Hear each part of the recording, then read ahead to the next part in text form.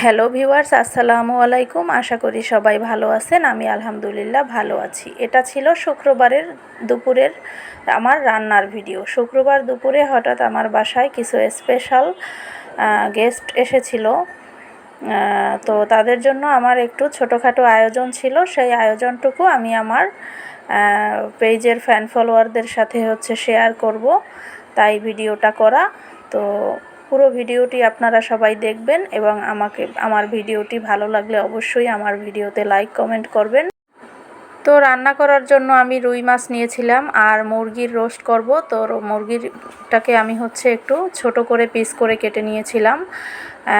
আর এই যে রুই মাছগুলোকে আমি হলুদ লবণ মাখিয়ে ভেজে নিলাম, এপাশ ওপাশ দুই পাশ ভেজে। এখন আমি এটাকে মাছের যে মশলাগুলো আছে তার সাথে একটু ভুনা করে নিব। আর এটা মুরগির রোস্ট করার জন্য আমি সব ধরনের মশলা এক করে একটা পেস্ট তৈরি করে নিয়েছি। এদিকে আমার রুই মাছ ভাজা হয়ে গেছে। আমি মাছের জন্য মশলা কষাবো, তাই আগে পেঁয়াজটা ভেজে নিয়েছি এবং ভাজা পেঁয়াজের মধ্যে আমি সব ধরনের মশলা অ্যাড করে দিয়েছি। তারপরে মশলাটা ওদিকে আমি সেদ্ধ করার জন্য একটু নাড়াচাড়া করলাম। আর এদিকে গরুর মাংস পাশে হইতেছে, সেটা একটু দেখাচ্ছি আপনাদেরকে। তারপরে বলতে বলতে আমার মাছ ভুনা করা হয়ে গেছে। এই যে মাছের ফাইনাল লুক।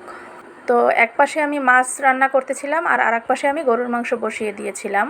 আর এদিকে আমার মাছ রান্না কমপ্লিট হওয়ার সাথে সাথে আমি চুলায় আবার কড়াইয়ে তেল দিয়ে দিলাম। তেল গরম হওয়ার সাথে সাথে মুরগির পিসগুলোকে এখন ভেজে নিব। আমি রোস্টের জন্য যে মুরগির পিস করা ছিল ওগুলোকে একটু হালকা ভেজে নিব, বেশি ভাজবো না। বেশি ভাজলে মাংসগুলো শক্ত হয়ে যায়, তখন বাচ্চাদের খেতে একটু কষ্ট হয়, তাই আমি হালকা একটু ভেজে নিয়েছি।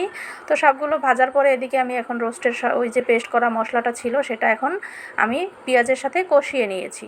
এই যে মশলাটা ভালোভাবে কষানোর পর তেল ছেড়ে দিয়েছে। তারপর আমি দুধ দিয়েছি, লিকুইড দুধ বলতে আমি গুঁড়া দুধ গুলিয়ে তারপরে দিয়েছিলাম। আপনারা লিকুইড দুধ যেটা আছে ওটাও ব্যবহার করতে পারেন, বা অনেকে পানিও ব্যবহার করে হয়তো বা। তো আমি একটু স্বাদের জন্য দুধ ব্যবহার করছি। এই যে আমার রোস্ট ফাইনাল হয়ে গেছে। এখন তারপরে আমি পোলাও বসিয়ে দিলাম। পোলাও প্রায় হয়ে গেছে আর আমার রান্না করতে করতে অনেকটা দেরি হয়ে গেছিলো, একদম অলমোস্ট 2:30 বেজে গেছিলো।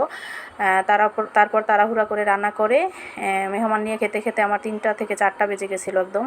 এই যে গরুর মাংসের ফাইনাল লুক, মাংসটা হয়ে গেছে। তারপরে টেবিলে আমি পরিবেশন করলাম সব।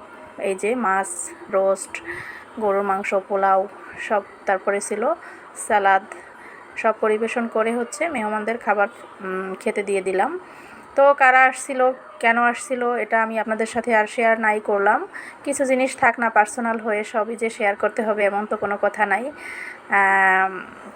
তো খাওয়া দাওয়ার পরে আমরা একটু রেস্ট করছিলাম। তারপরে বিকাল হয়ে গেছিলো, তখন আমি চুলায় চা বসিয়েছি। হঠাৎ করে আমাদের সবার মনে হইলো কেন জানি যে আমরা বিকালের চাটা বাইরে গিয়ে খাবো। তো যেইভাবে সেই কাজ, সেই চা, বাসার চা যেভাবে ছিল দুধ জাল করা ওইভাবে রেখে আমরা চলে গেলাম একটা কফি শপে। সেখানে গিয়ে এই যে আমরা প্রায় যেখানে যাই ওয়ারিতে, সেখানে গিয়ে আমরা সবাই কফি খেলাম আর বাচ্চাদের জন্য নিয়েছিলাম ফ্রেঞ্চ ফ্রাই। কারণ বাসায় সবাই রিচ ফুড খেয়ে গেছি, তাই ভারী খাবার আর ওখানে গিয়ে আমরা খাইনি। আমরা বড়রা সবাই কফি খেয়েছি, বাচ্চারা ফ্রেঞ্চ ফ্রাই খেয়েছে। তো এই ছিল আমার আজকের ছোট্ট ভিডিওটি। যদি ভিডিওটি সবার কাছে ভালো লেগে থাকে অবশ্যই আমার পেজটি ফলো করবেন এবং আমার ভিডিওতে লাইক কমেন্ট শেয়ার করবেন। টাটা, আল্লাহ হাফেজ।